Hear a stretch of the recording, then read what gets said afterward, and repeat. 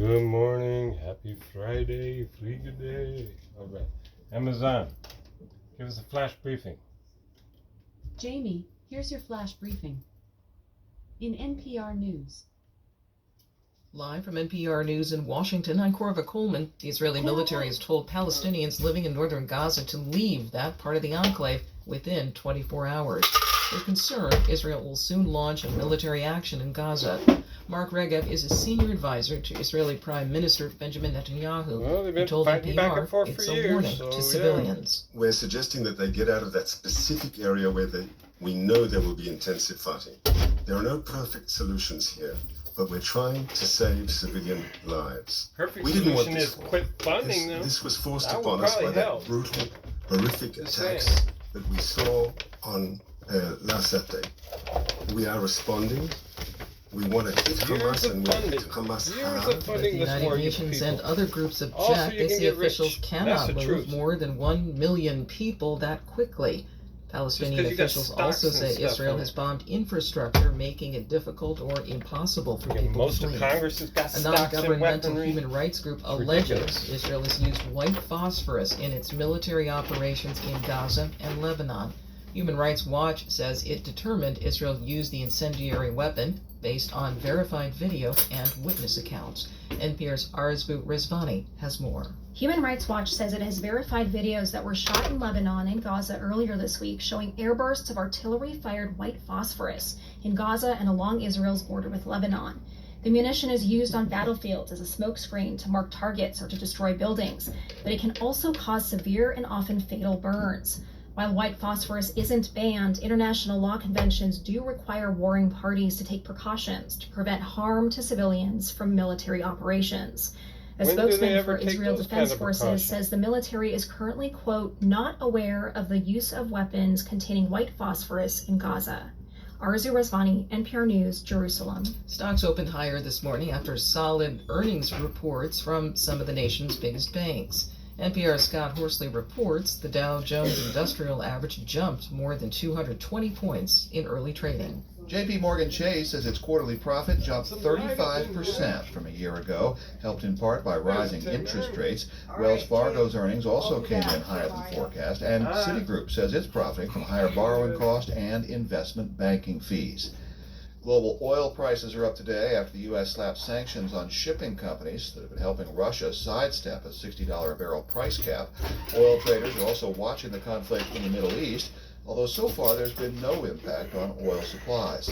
What's more, oil production here in the U.S. hit a You're not record supposed high to tell this them there's month. been no Retail impact on gasoline the oil prices supply. continue to fall. They've You're dropped supposed more to than tell 20 them, cents a sorry, gallon and then last hike the month. prices Scott Horsley, up. NPR News, And then Washington. Stocks are give mixed on the Wall extra Street. supply where The Dow needed, is up and you 200 just made points. bank. The Nasdaq That's is what down they've 7. been doing. This is NPR. How'd you get permission to tell the truth? House Republicans are to meet behind closed doors this hour. They cannot agree on who to support for Speaker.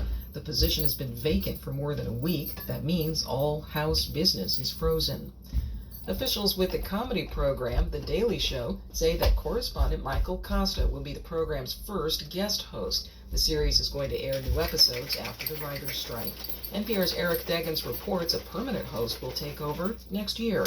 Costa joins a roster of guest hosts, each taking over the program for a week, which include former Showtime late-night host Thesis Nice, returning Daily Show guest hosts Sarah Silverman and Leslie Jones, and a week where the show's correspondents will offer, quote, tag team anchoring, according to a release from Comedy Central.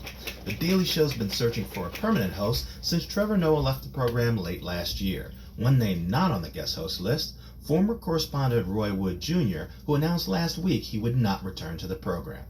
Eric Deggans, NPR News. Unionized workers at healthcare provider Kaiser Permanente say they have reached a tentative contract with the company.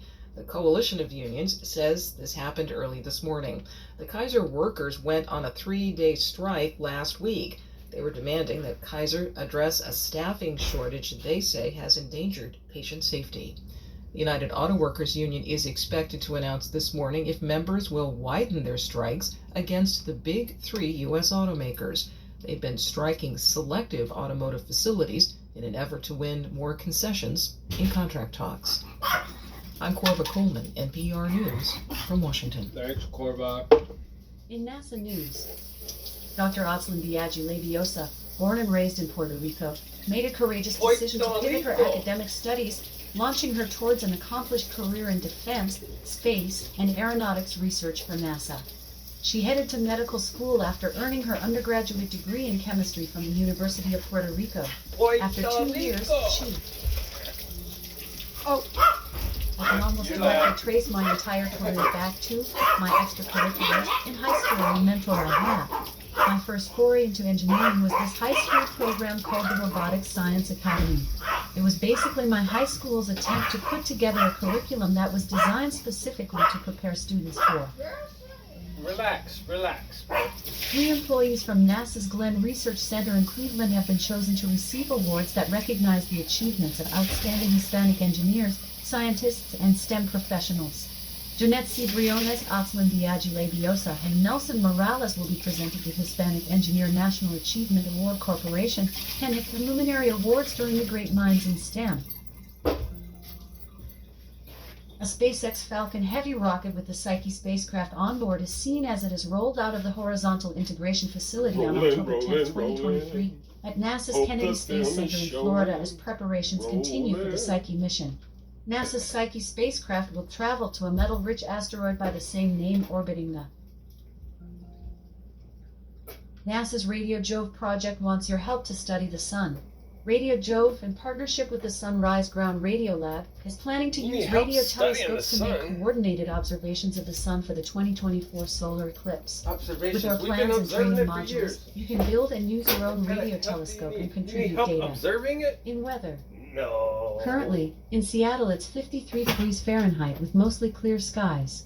Today, you can expect intermittent clouds, with a high of 68 degrees and a low of 54 degrees. Amazon. Off. Amazon. Tell us a joke. What happened when the math teacher gave out extra homework? The addition caused division to multiply.